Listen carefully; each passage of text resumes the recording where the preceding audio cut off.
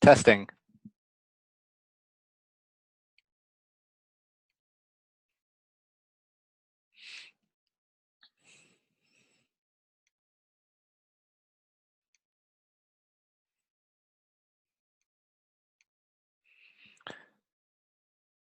Okay, to whoever ends up doing the edits for this and posting it to Podbean, I'm going to do like one or two takes of the intro and the speaker intro so that we can try to get a clean one in case I happen to mess up when I actually start talking to Mark. And this is season, well, I don't even know what episode we're on anymore. Thought it'd be nice to do like season 1, episode X, but I don't know the numbers. Okay, so podcast intro. Hello, everyone, and welcome to New Breed's Adding Value podcast. My name is Guido, and I'm the manager of acquisition and strategy at New Breed. For those of you who don't know, New Breed is a customer acquisition agency focused on helping B2B companies grow and expand their business.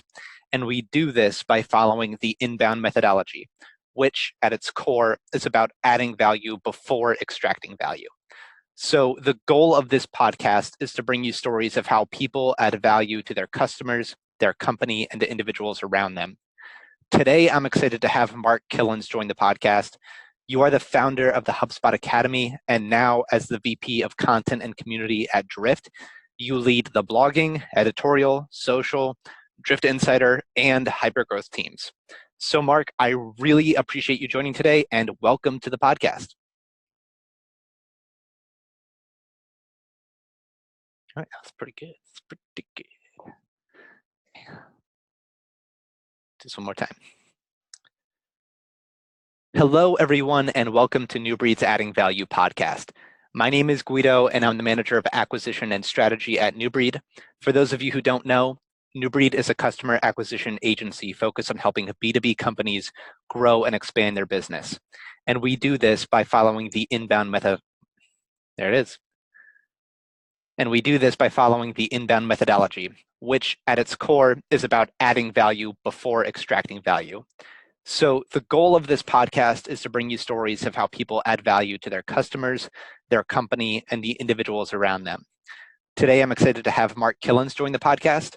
You are the founder of the HubSpot Academy, and now as the VP of Content and Community at Drift, you lead the blogging, editorial, social, Drift Insider, and hypergrowth teams. So Mark, I really appreciate you taking the time to join today, and welcome to the podcast.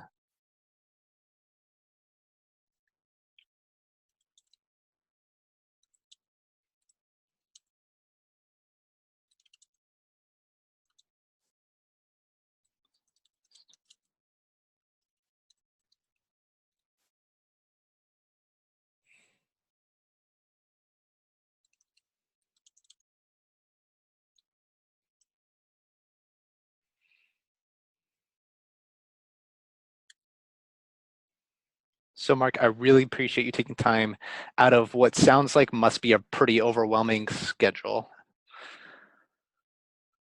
Okay.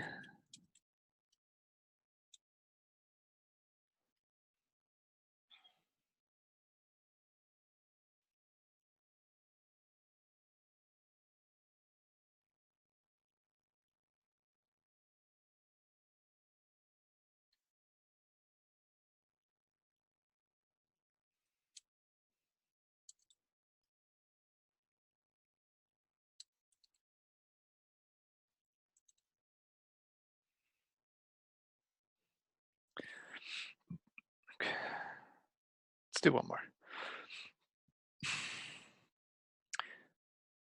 Hello, everyone, and welcome to New Breed's Adding Value podcast. My name is Guido, and I'm the manager of acquisition and strategy at New Breed. For those of you who don't know, New Breed is a customer acquisition agency focused on helping B2B companies grow and expand their business. And we do this by following the inbound methodology, which at its core is about adding value before extracting value. So the goal of this podcast is to bring you stories of how people add value to their customers, their company, and the individuals around them. Today, I'm excited to have Mark Kilens join the podcast.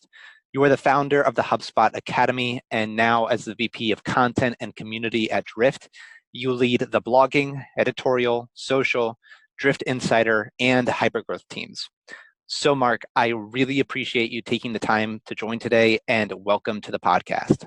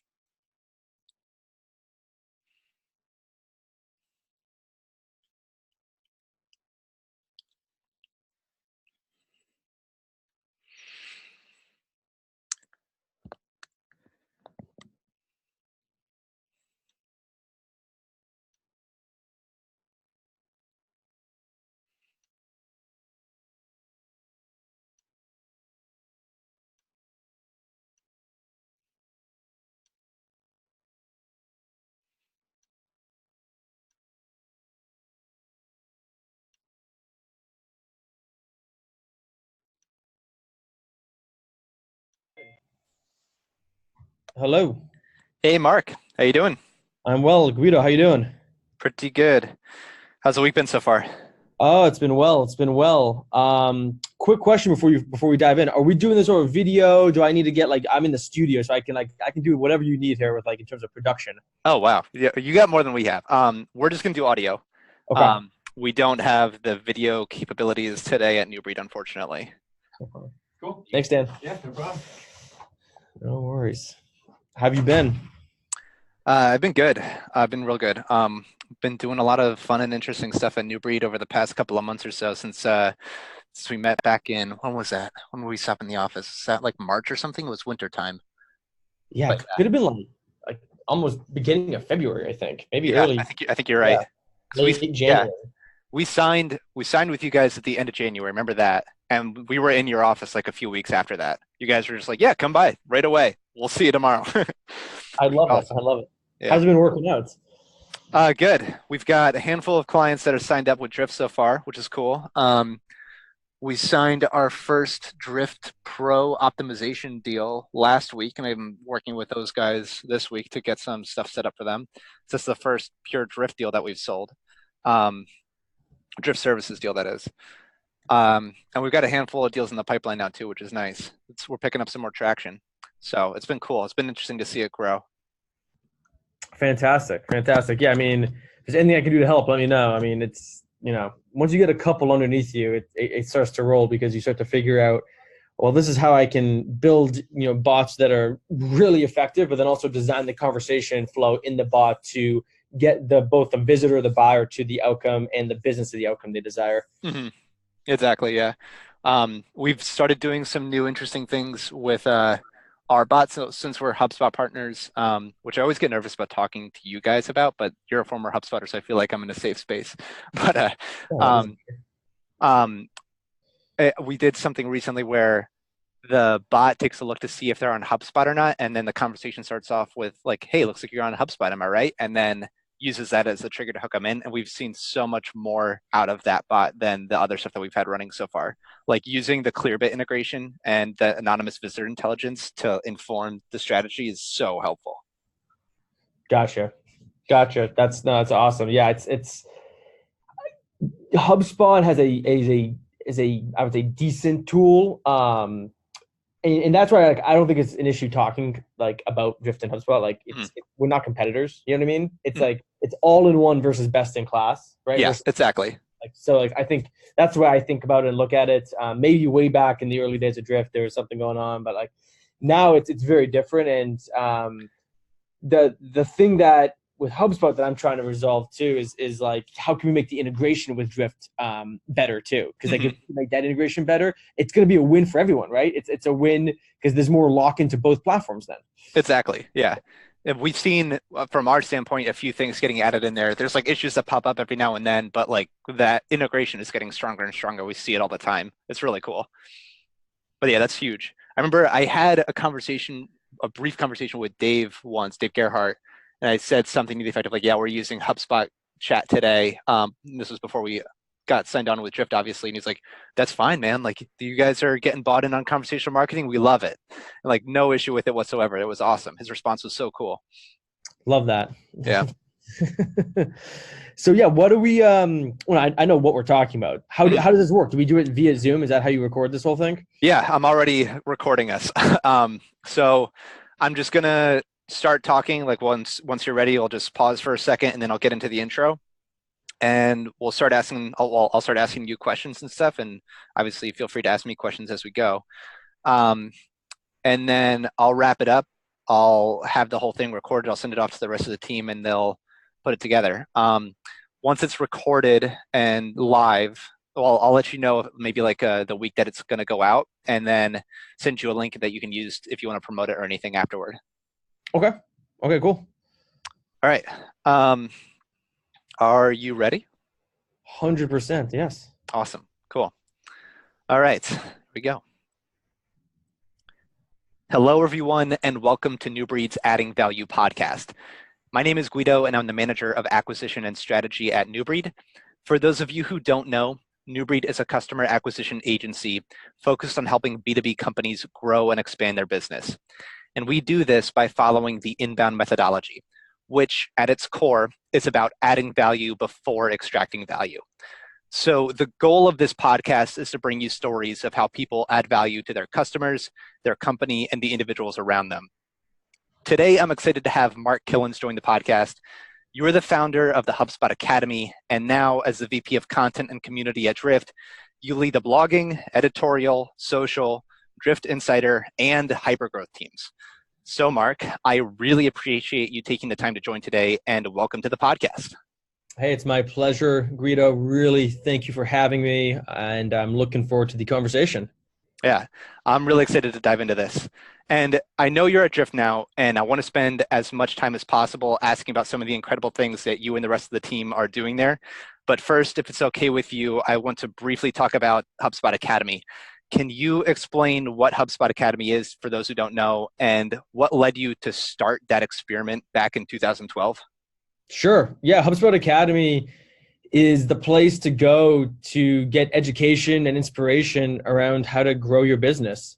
Mostly with inbound marketing, inbound sales, just using the inbound methodology.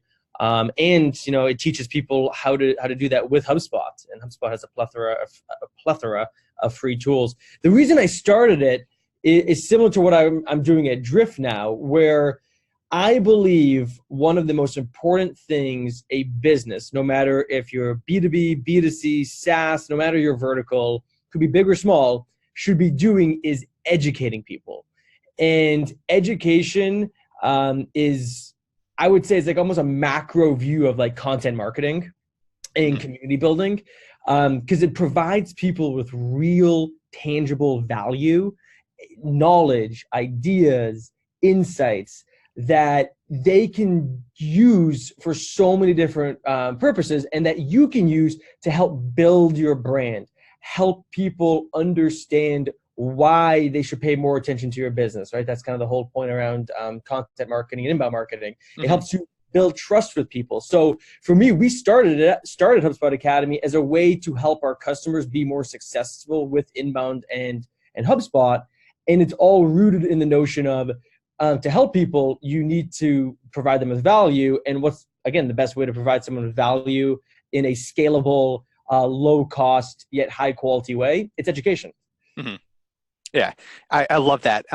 That's basically the way that we do our marketing today. So we think about how can we educate the people that we want to be working with around how to do the types of marketing activities that they want to do to grow their business. If we can help them with that, that's great. If they become customers, that's better. But either way, we're helping that person become better at what they're doing today.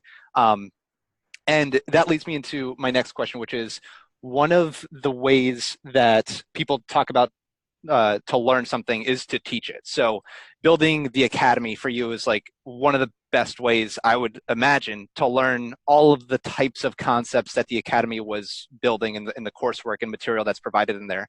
So what were some of the things that you learned over your time while you were building and managing the academy? Yeah, it's a pretty meta way to think about it, right? But yeah, the two best ways to learn something are either to do it or to teach it. Yep.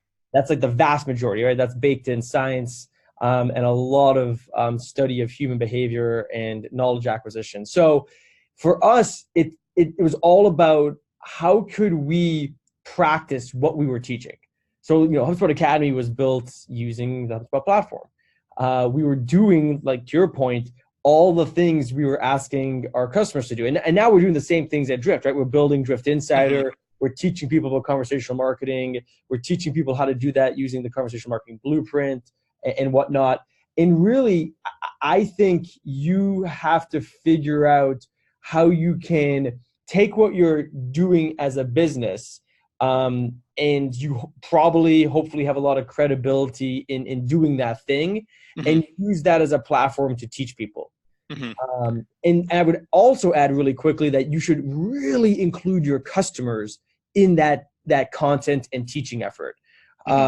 We figured out how to build a marketing machine using content and community at HubSpot Academy, and now we're taking a similar yet slightly different approach at Drift because of all the lessons we learned, and using that now to help people start conversations, which is even more powerful because people who learn together, I believe, will learn more effectively and grow faster. And so for us, one of the best ways to learn is by having a conversation. So we're now in the business of trying to help people, yes, learn using content, using education, but then connect with those people, help businesses connect with people. So the person at that business could be a BDR, could be an SDR, could be an account executive, could be a bot, can teach that person through a conversation how they should be thinking about this a little bit differently, sharing some ideas, how they could get to their outcome faster if they understood this thing better. So I think now with the power of conversations, it's going to take content and education to a whole new level. Yeah, I love that. And it's really interesting to hear you talking about the content and community piece. That was one of the questions that I wanted to ask, because what you're doing by starting those conversations, having Drift Insider and all of the other pieces that you're building to create that community is really fascinating. But to me, like the VP of content aspect of your title, that makes a ton of sense. I understand content, I understand building that, but building a community is a lot more, it's a lot harder concept to grasp in my eyes. Like I get pieces of it, but can you explain like how you actually go about building that community where people can go and learn from? It's a great question. It's a lot of people don't build a community correctly because they don't think about what outcome are they trying to get to, but even more importantly, what outcome are they trying to help the members of that community get to? Hmm. I think outcomes are a really interesting way to look at things today, along with experiences. Hmm. And with your content, you have to think about, how does that experience or that person consuming that content, no matter what the format is, how is that piece of content helping them get to some type of outcome? It could be a small or a large outcome, and I can give examples of those. But Hmm. going back to community, it's like, why you as a business are you trying to build a community? You have to start with that question, because community building isn't a thing you can do for 3, 6, 12 months and then say it's done and complete and you have huge success.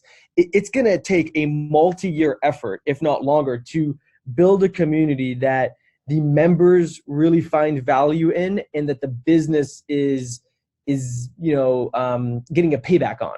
Hmm.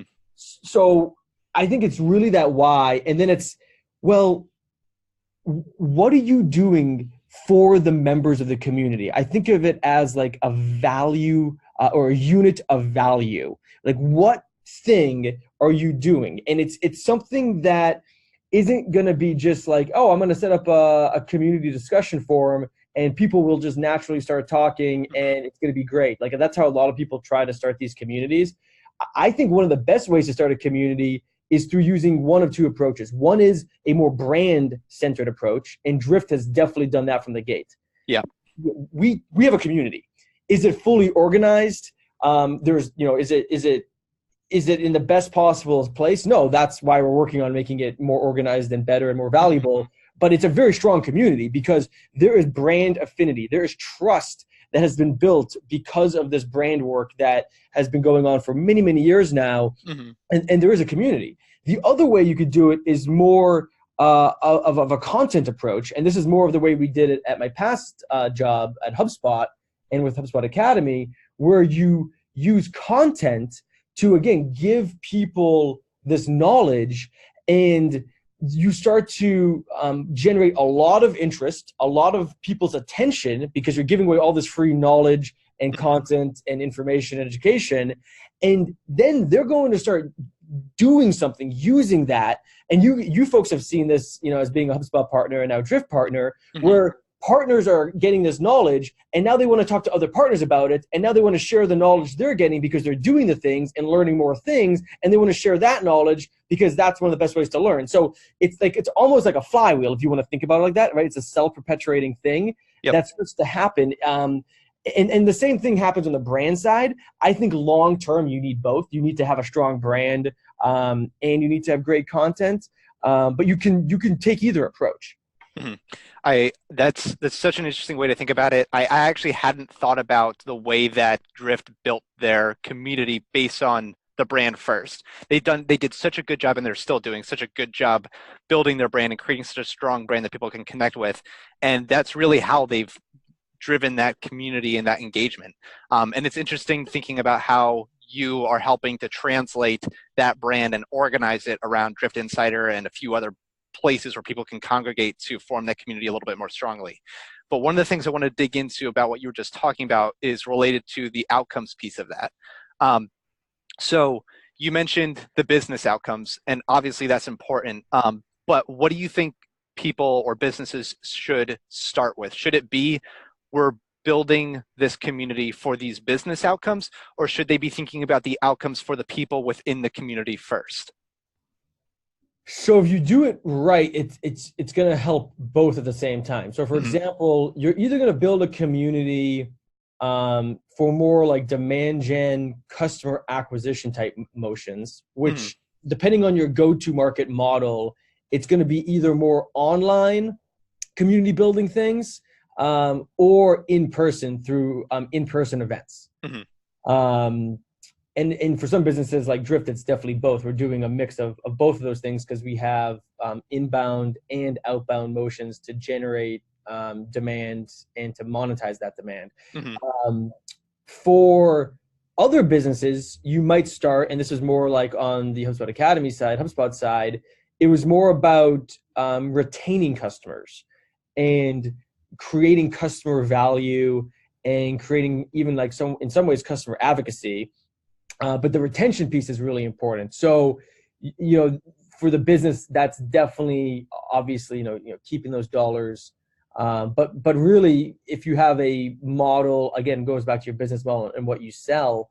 Mm-hmm. If you have a way to expand or sell more to people, sell more products or services to people, then it's very advantageous, of course, if you retain them and then teach them more things, make them more successful, make them desire more of what you're doing in terms of helping them get to those outcomes. And they want more of those outcomes. They, like, oh man, this is great. I want more of those. So for that, it's like, all right, great. You have to pick one of those things. Over time, what I've seen happen is they converge. They will converge because you want your customers talking to your potential buyers Mm-hmm. at the same time, right? Like, or your potential customers. But at a very high level, that's the way I would think about it to start. Mm-hmm. That makes a ton of sense. And it's really interesting to think about the way that those communities can grow and evolve. I would imagine that there might be something that kind of comes out of the way that you build the community that you might not have even expected. Have you noticed that being the case at all as you've been growing the community at Drift? Yeah, definitely. There's definitely a lot of things that you just don't expect right away. I think you really need to be, and this is part of the Drift brand ethos now, which I love, you really have to be authentic and Mm-hmm. real and very customer and human centric to build a community that has a foundation of trust, like a strong foundation of trust. Mm-hmm. I was actually, Dave Gerhardt and some of us were just talking about how important authenticity is, today. Mm-hmm. And I think that's extremely important when it comes to community building. Yeah. Like, yeah. It's like, you can't be fake. Like, someone's going to see right through that. And that goes for your content. Mm-hmm. But when you're trying to create relationships with people through giving them a way to have conversations with each other, because that's obviously one way a community works, but giving them an opportunity to have conversations with you, people at the business, you have to have a sense of belonging within that. That's what you have to start to foster. Like, I feel like I belong in this thing and I want to belong even more. And I want to like pull people into this community with me, right? The community members, start to feel like, oh, I want to bring more people into this because I'm enjoying it so much. I'm seeing so much value. And when you start to have that happen and that starts to happen, you really crack the nut. Yeah. When I was evaluating Drift and when I first found out about Drift, everyone at New Breed was talking about how I was becoming like a Drift fanboy almost.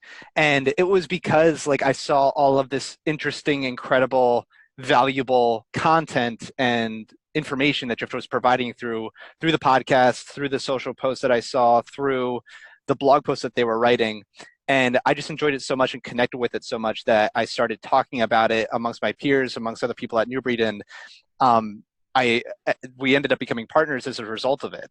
But it was because Drift has always had such a really authentic way of doing things that's really stood out to me. The first thing that I can honestly remember hearing about Drift and how they grew their business was about how it was about the day that Drift decided to drop forms from their website and go all in on conversational marketing. It was like they decided to prove the value of their product by building their own case study around it and growing Drift's own business through the use of the tool. And that alone just created that authenticity so that when Drift went to tell the story of how they did it, it was their own story. It wasn't like they were trying to fabricate something or talk about how it could be a great tool to use. They were proving it and showing you what it did for them. And now they've also been able to do that with all of their customers as well, and every other company that's seen value from it. It's really, really interesting to be able to see that actually play out in that way. I think that's important. I think that's a really important thing. I think I haven't talked about this as much as I used to. I probably should start talking about it more. Like, would you buy something from someone that doesn't use the product that they're selling? It'd be so hard to. I can't imagine doing that. No. Right? I mean, look at Amazon. Amazon is selling AWS because that's how they built Amazon.com. You know what I Exactly. mean? Like, Yeah. I don't know. There's a lot of company examples around this, right? Obviously, but like, I don't know. It's you have to question then, what is that business or person really selling if they're not using it? I don't know. Mhm. And that brings me to my next point, or my next question about you and Sarah that I've seen all over LinkedIn.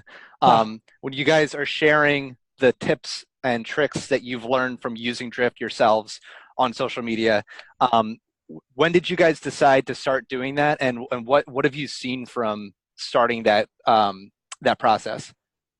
Yeah, so one of the things that I've been doing for a long time is video. Video has been something that I've been obsessed with for a long time. David Cancel is obsessed with it. It's one of the two big mega trends that isn't going anywhere. It's video and messaging. It's huge. They're becoming massive. They're just going to keep exploding. So I was doing a lot of, and actually I just did a LinkedIn post about this. I was doing a lot of produced video. So, well thought out video, video that used really good equipment, high end equipment that I couldn't personally use that well. I would have to be trained on it. Software that I couldn't understand, I would have to actually learn it. So that's like produced video. And now when I joined Drift, and I was watching this well before I joined Drift, but what Dave Gerhardt was doing with I'm calling like homemade video. Anyone can do homemade video now. You don't need any training. You can use your phone, whatever phone you have. They all have the cameras that will be suitable. The software is extremely easy to learn how to use. There's tons of different apps you can use. There's some cool add-ons to the camera. I just started to use a gimbal the other day. That's a sweet thing that allows you to create even better video experiences with your iPhone in my case. And I was like, Dave Gerhardt is talking all about this brand and marketing and giving ideas out, but like there wasn't someone at Drift talking about conversational marketing and Drift specifically and conversational sales. Those three things. I'm like, man, I bet we can do that as well using this approach of homemade video, getting people's attention and adding value in their LinkedIn feed. Helps with the brand, helps with community building, helps with the content piece. Helps with a ton of different things because like at some point we're going to reuse all that content and we do this in some ways today, but we're going to do it in a much better way down the road. Reuse all that content for many different purposes. So for us, it's like, again, long term. You as a marketer cannot think short term. Like if you think short term, you're going to miss so many opportunities. You got to think long term, like what am I doing right now? How is that going to play into this thing that I could do 6 months from now? Or you have to think about, all right, I did all these things over the last 6 months. How can I reuse those things in new ways, reposition them, maybe update them a little bit, repackage them, etc., to do something now in the next 6 months? So I think for us, it's all about, again, the brand piece, number one, being real and authentic. Those videos are just real and authentic. I mean, it is like, it takes me no time. Like nothing. How much prep do you guys do before you do one? 5 minutes of just talking. Cause like, oh, it's five, maybe 10 minutes of like, hey, discussing what we're going to talk about and how we're going to do it.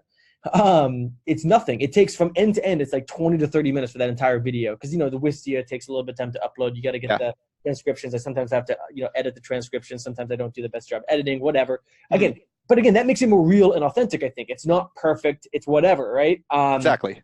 So, I don't know. I think it's awesome. I think anyone can do that. I think anyone, should be doing it. And now with Drift Video, we have this amazing free Drift Video product. You can now start a conversation with someone who's watching that video. It could be a one-to-many video, or it could be a specific video that you personally made for a person that's like a one-to-one video that you share with that person, and you can start a conversation with them, or they could start a conversation with you, the person who sent that video, right inside of that video experience, which is fantastic, right? It goes back to the point we made at the beginning of this conversation.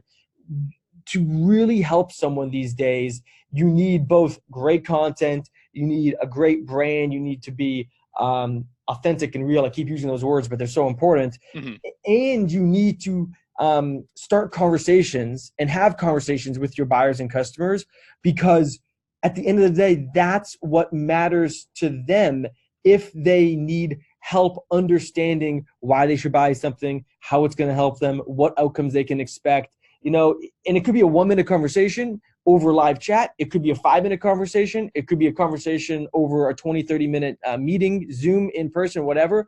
But for the most part, unless you're an e-com business, everything you do is going to involve a conversation in terms of trying to sell something or help your customers. So why not be at the ready to have those conversations? Mm-hmm. Yeah, I love the way that you guys and other companies, for that matter, have been using video to help bring that authenticity to life. Because writing out a piece of content has a great effect. I mean, you can be found through search through that, and that's great. But it doesn't allow you to see that person, experience who they are, and kind of connect with them in a deeper way and foster that relationship. Video just provides that in such a different and unique platform that I've seen, that we at New Breed have seen a lot of value from, and a lot of our customers have started to see value from too. One of the other things I really like about the social videos that you've started using is you don't need somebody to leave LinkedIn or Twitter or whatever they're watching it in order to get value from the video that you're producing, right? Like, the way that a lot of companies, I think, about social media today is, we're going to publish this blog post on our website and then post it on LinkedIn and then hope that they click on that link and go back to our website. And that's not necessarily what those social tools are intended to do either. Like, LinkedIn wants you to stay on LinkedIn. Twitter wants you to stay on Twitter. They don't want you to leave and go back to some other company's website. Mm-hmm. So what you're doing through those videos is providing something that someone can consume in its entirety and learn from without ever having to go anywhere else, while providing that authenticity and making it real and helping them, which is so cool. It's very true. It's very smart, and it's about brand and community building. That's what that stuff is. But it's also content building too. Because if you actually, I'm going to do a video about this today, Guido, the day we are recording this podcast. I'm going to do a video on LinkedIn saying, hey, by the way, if you can't find all the videos I've done over the last 6 months, guess what? We built video vaults. We have a conversational marketing video vault. You can see the 40 videos that we did about conversational marketing all in this video vault. Mm-hmm. And there it is. So, like, again, repurposing the content. Exactly. Yeah, I love that. I can't remember exactly when this was, but maybe a month or so ago, I was looking for one of the specific videos that you and Sarah did on the 3 types of playbooks that every company should be running. I can't remember what all of them were off the top of my head. I know one of them was the second net playbook, but I was scrolling through all of the posts that you guys had done on LinkedIn to try to find it, and I was struggling, and I was like, why can't I just see this on their website? So it's great that you guys are going to have that there soon. Exactly. Yeah. So one of the things that I want to go back to is talking about, the fact that you're building all of these communities and how you actually go about measuring the success of that. I mean, we talked about the outcomes that you want to see from it, but what are some of the micro and macro goals that you can look to as a company to be able to see whether or not what we're trying to do in building this community is actually proving to be successful? So you got to capture the people participating. I call them members. Mm-hmm. And then some of those members, depending on how your marketing and sales funnel is set up, will be contacts, leads, qualified accounts. That's number one, right? That's kind of like the, getting to the middle part of your funnel. The top is like total number of members, total number of traffic, right? All those other metrics. Then you really have to look at how are you able to monetize these community members? Again, this is the side where it's about demand gen and customer acquisition. We were able to monetize, and we're doing this at Drift now too, a ton of our members into paying customers, because again, it's you're adding value. Mm-hmm. You're helping your sales team educate the buyer in a very scalable yet authentic, personal way, because that's how you create your content. That's how you should be creating your content. And you do it in a personal way with some homemade, some highly produced, you have a mix of both. And then when they go to the sales team, some of those buyers, not everyone, because not everyone's going to engage, but some of those buyers are going to be so bought in, so excited. It's going to be easier for your sales team. They will probably buy more. I looked at data, at my past job. Haven't done this quite yet at Drift, but we will, around average sales price for people that are, how much content they consume. Have they participated in the community? In what ways do they participate in the community, right? And the deal sizes were higher. So there is a ton of things you can look at on the data side. You just have to make sure you set up the right forms of measurement. And that is one of the biggest things I see companies and businesses fail when they think about community and content. They don't have the right ways to track it through Salesforce or HubSpot or Marketo or whatever tools you're using. And that is a huge mistake. Yeah, the tracking piece is always tricky, but if you can nail that down, that piece of information that you were just mentioning about the average deal size, being able to compare what the average deal size is within people who are members of the community versus those who are not, is huge. The other things that we've taken a look at to compare stuff like that to is our win rates and our sales cycle for any experiments that we're running to see, are we having an impact there or not? Sales cycle is always an interesting one in my opinion, because there's a chance sometimes that your sales cycle being longer can actually be a good thing, because people get more bought in, have a better understanding of what they're getting before they decide to purchase. But anyway, it's the tracking piece of that is always difficult. And one of the things that we try to do is like almost measurement over everything. If we feel like we can't track it, sometimes we have a really hard time deciding to do it. But I love that approach, and it's really cool to hear you say that. Last question that I wanted to ask you, and I think I have a good sense of what the answer is going to be to this based on the conversation so far, but what's your favorite part about what you do? People. Just helping people. I mean, it comes down to that. It's that easy. Like, I mean, leading people, at Drift, helping people learn about conversational marketing, helping people understand how to use Drift to grow their business, to start more conversations, to have more conversations. I'm a very, very people-centric person. And, if I can have a contribution in helping someone get to an outcome, get to a better place, to, you can get really deep here, but like to grow themselves, to get a promotion, to get a foot in the door of a new job, to change careers, to grow in the job they're doing now. It's all about people for me. That's awesome. Love it.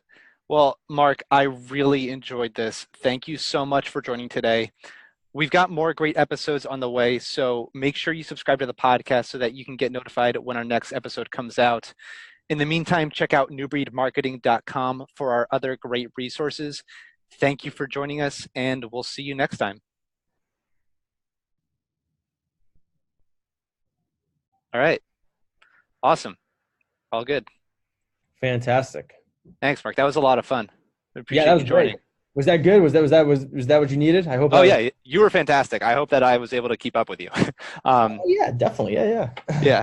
But no, this was great. Like I said, I'll let you know when the episode's going to come out. We do them every 2 weeks on Friday, so we're releasing one tomorrow, and then I think we have a few others that are recorded that might be due for the following release. But I'll let you know when the next one's coming out for you.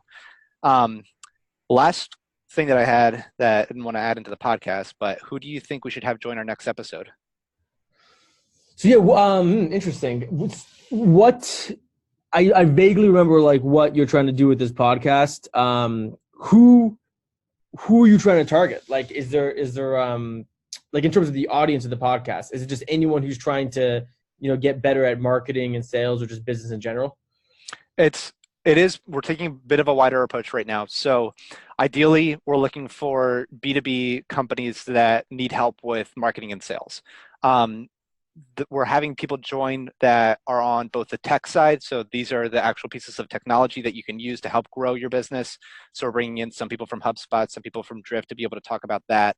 But I'm also looking for people that are just subject matter experts in how they grew their own business or how they help people around them through marketing and sales. I had Ileana Stareva from HubSpot join to talk about her inbound PR book and working with agencies. So there's a kind of a wide range right now, but marketing and sales related topics are always good. Yeah, I mean, Ryan Dice from Digital Marketer would be a good one. I have never actually connected with him before. I don't think, but I Yeah, I know mean, that name. I'm happy to do an intro. He's spoken at many hypergrowths. He's amazing. That's where I know him. Yep. Yeah. Yeah, He was at London, right? yeah. He's speaking in Boston again with someone actually, Billy Jean. But he's spoken at past ones too. He's the CEO of digitalmarketer.com. Yep. Yep. I found him. If you don't mind making a connection, that would be awesome. I'd really love that. But yeah, I can also try reaching out to him myself too. Cool. I'll see if I can. Well, yeah, if you don't mind making the connection, that'd be great. I will take a note right now. Awesome. Cool. Anything else I can do for you? No, you've done more than enough. I really appreciate it. My pleasure. Yeah, let me know when this is out, and I'll definitely promote it. Thanks, man. Have a good one. Enjoy the LinkedIn video that you're recording later today. Thanks, buddy. You take care. See ya. Bye.